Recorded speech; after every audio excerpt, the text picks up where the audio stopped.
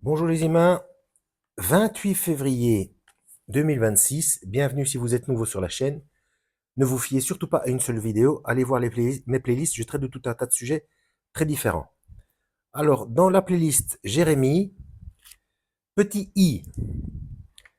Alors, Jérémie, par curiosité, je voudrais aller voir, je l'ai su, j'ai oublié, on va aller voir comment c'est en, en hébreu.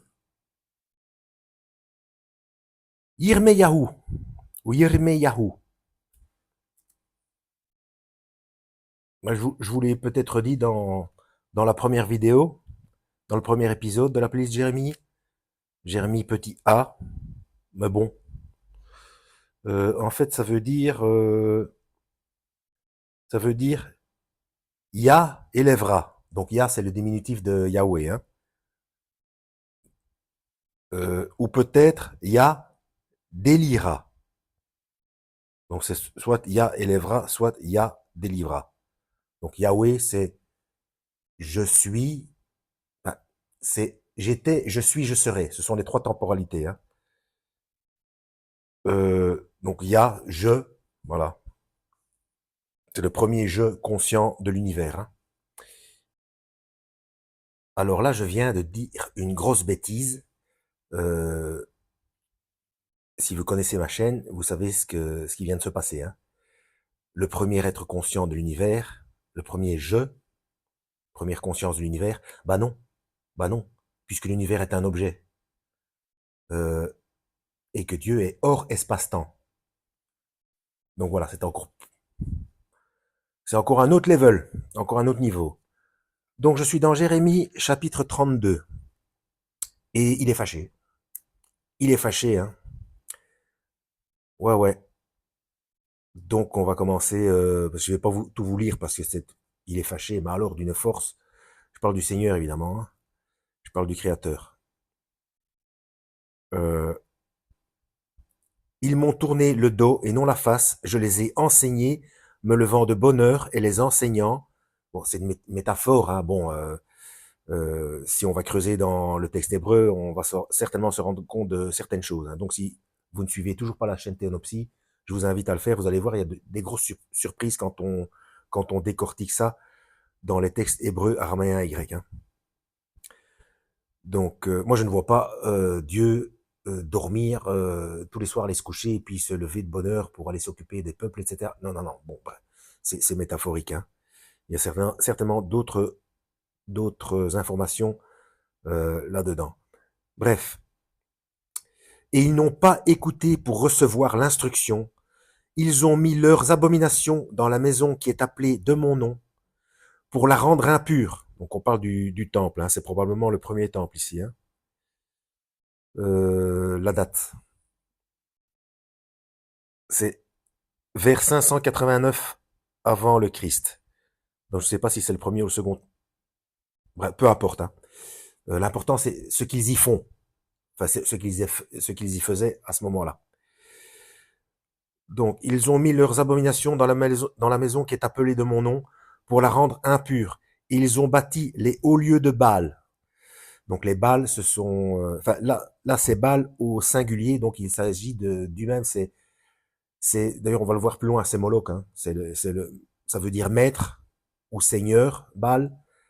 Et du coup c'est, bref, qui sont dans la vallée du fils de Hinnom pour faire passer par le feu leurs fils et leurs filles, sacrifice d'enfants, à Moloch. Voilà, là c'est en toutes lettres. Ce que je ne leur ai point commandé, et il ne m'est point monté au cœur qu'ils fissent cette chose abominable pour faire pécher Juda. Et maintenant, à cause de cela, l'Éternel, le Dieu d'Israël, dit ainsi touchant cette ville dont vous dites qu'elle est livrée en la main du roi de Babylone par l'épée, et par la famine et par la peste.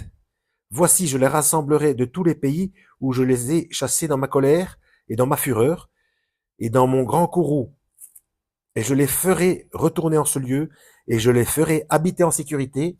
Retournement de situation, donc d'abord il est fâché. Mais je viens de dire une grosse bêtise encore. On va y revenir, hein. On va continuer d'abord. Et je les ferai habiter en sécurité, ils seront mon peuple. Donc, quoi qu'il arrive, je vais les récupérer. Il soutient mordicus, rien à faire. Euh, Ils seront mon peuple, et moi je serai leur Dieu, et je leur donnerai un seul cœur et une seule voix, pour me craindre tous les jours, pour leur bien et le bien de leurs fils après eux. J'aimerais bien qu'on mette un point, s'il vous plaît, parce que là, il n'y a que des virgules, je voudrais bien pouvoir m'arrêter pour expliquer un truc. Et je ferai avec eux une alliance éternelle, et je ne me retirerai point d'auprès eux pour leur faire du bien. Il y a encore une virgule, hein, mais il faut que j'explique un truc. Je ferai avec eux une alliance éternelle. Donc on est dans Jérémie, hein. Donc on parle pas de la première alliance avec Moïse, hein. C'est une autre alliance. On parle du Christ, hein. Et je mettrai ma crainte dans leur cœur pour qu'ils ne se retirent pas de moi. Point. Ouf. Alors, c'est ça qui me fout la trouille, hein, parce que j'ai peur d'oublier. Hein. Donc du coup, quand il dit euh, ils m'ont tourné le dos et non la face, je les ai enseignés, me levant de bonne heure et les enseignant. Ben, c'est peut-être Jérémie qui parle, puisqu'ensuite on voit et maintenant, à cause de cela, l'Éternel, le Dieu d'Israël, le Dieu d'Israël, dit ainsi touchant cette ville, etc. Donc après, il explique ce que Dieu, ce dont Dieu l'a instruit. Donc à mon avis, c'est Jérémie qui parle. Hein. J'aurais peut-être dû commencer d'un peu plus haut. Euh, bref, et je me réjouirai en eux pour leur faire du bien, et je les planterai dans ce pays en vérité, de tout mon cœur et de toute mon âme, car ainsi dit l'Éternel, comme j'ai fait venir sur ce peuple tout ce grand mal, ainsi je ferai venir sur eux tout le bien que j'ai prononcé à leur égard. Donc, vous voyez, donc ils font donc à certaines époques, je vous l'ai déjà dit dans des vidéos précédentes hein, concernant la playlist Jérémie. Euh, Jérémie, il n'y va pas de main morte, hein. Et même pour expliquer les inepties des, de la loi mosaïque. Je rappelle que la loi mosaïque n'est pas forcément de la faute de Moïse. Elle est appelée comme ça. Mais c'est pas forcément de sa faute. Hein. Euh,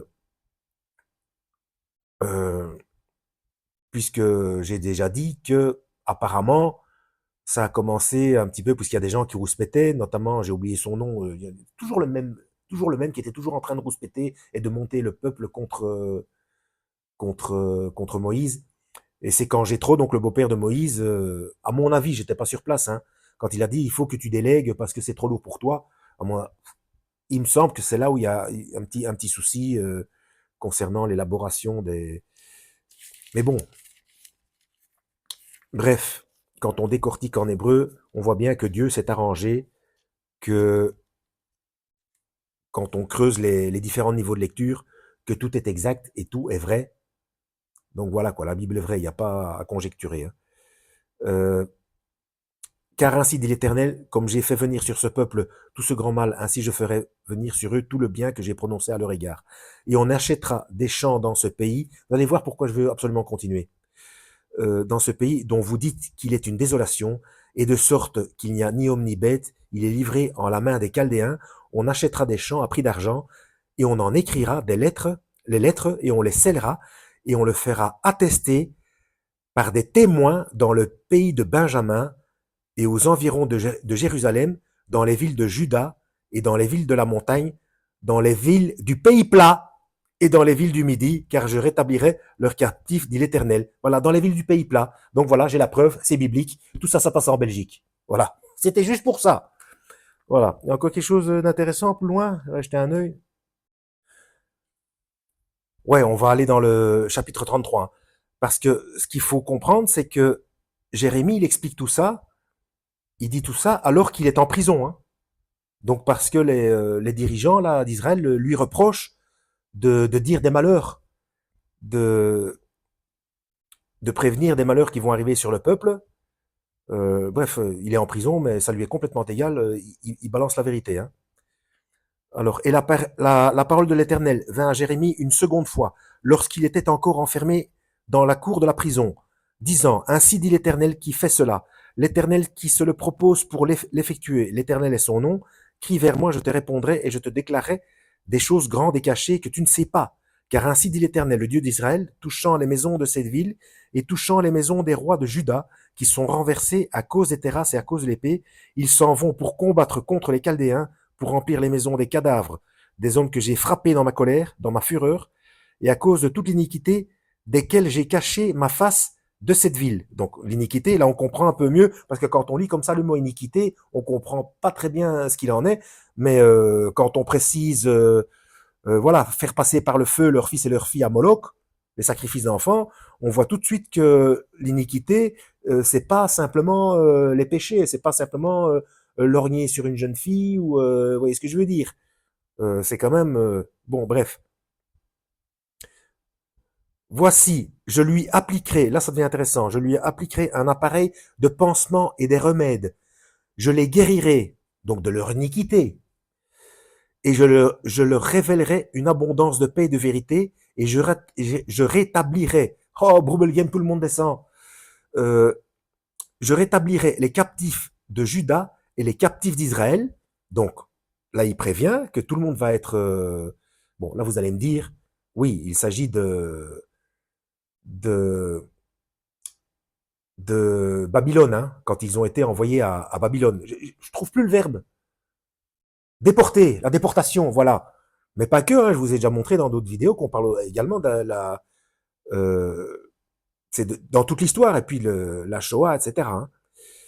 Je rétablirai les captifs de Juda et les captifs d'Israël, et je les bâtirai comme au commencement, et je les purifierai de toute leur iniquité par laquelle ils ont péché contre moi, et je pardonnerai toute leur iniquité, toutes leurs iniquités par lesquelles par lesquelles ils ont péché contre moi et par lesquelles ils se sont rebellés contre moi. Donc, il parle de pardonner, mais il faut d'abord les purifier. Comment est-ce qu'il purifie? On parle de nouveau de la venue du Christ. Ensuite, et ce sera pour moi un nom d'allégresse, une louange et un ornement parmi toutes les nations de la terre, qui apprendront toute la bonté, avec un T comme Timéo Donatos Ferrantes. Qu'est-ce que c'est pénible, dit. Seigneur, je peux pas avoir une autre bouche, s'il te plaît, dont j'ai usé envers eux. Et ils craindront et trembleront à cause de tout le bien et à cause de toute la prospérité dont je les ferai jouir. Petit a, littéralement, ce que je ferai à elle. Je vais voir s'il y a encore quelque chose un peu plus loin, parce que ça fait déjà presque 13 minutes. Non, à part une chose très importante, c'est ça, c'est bon, c'est toujours, c'est essentiellement la même chose, hein, comme quoi il va disperser le peuple parmi les nations plusieurs fois, mais que chaque fois, mais qu'à un moment, il va les faire retourner sur leur terre. Donc c'est ce qu'on a vu depuis 1948, hein, et donc donc à partir de la fin du verset 11, car je délivrerai le pays de sa captivité et je le rétablirai comme il était au commencement, dit l'Éternel, ainsi dit l'Éternel des armées, dans ce lieu qui est désert, où il n'y a ni homme ni bête, ni dans toutes les villes, et dans toutes ces villes, il y aura encore une demeure de bergers qui feront reposer leur menu bétail. Et là, on arrive dans le verset 13, le 13, très important, et dans les villes de la montagne, dans les villes du pays plat, voilà, verset 13, 13. Donc, encore une preuve que c'est biblique, ça se passe en Belgique. Voilà, bon, trêve de plaisanterie, en espérant avoir été utile. Playlist Jérémie en description de cette vidéo. À la prochaine, lisez la Bible et que Yahweh vous guide.